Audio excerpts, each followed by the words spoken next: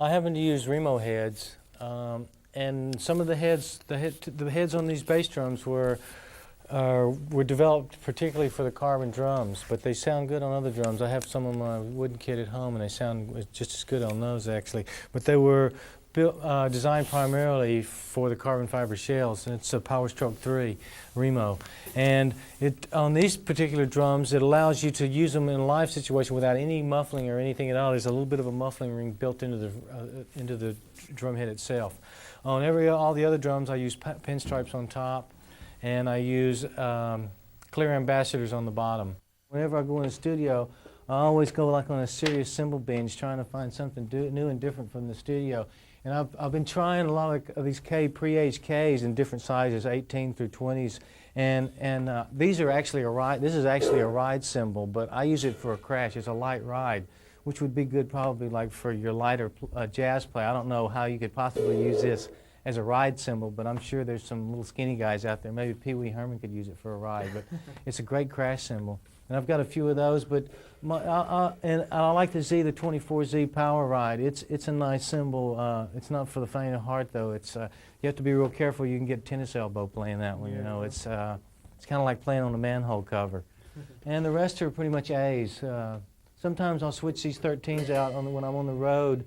We're using these in the studio for a little bit lighter sound. But on the road, I'll use the 13-inch Z's here, the Dynabeats, and but pretty much everything else the same with the high boys, the China high boys up top, and from anywhere from 18 to 22s. Yeah. Why don't you tell us about the rack? It's great looking. Oh, thanks. It's kind of a collaborative effort between myself and Chris, my drum tech, and a couple of other guys. And the bottom section of it is made out of steel, and it's really heavy, so that it's bottom heavy, and so that it doesn't go flopping over, you know.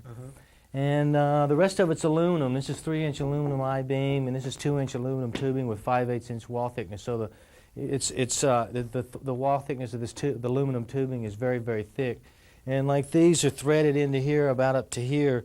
This stainless steel billet is threaded into the aluminum tubing, so we don't have to go aluminum to aluminum. We can go steel to steel on all the threaded sections, so it's really strong.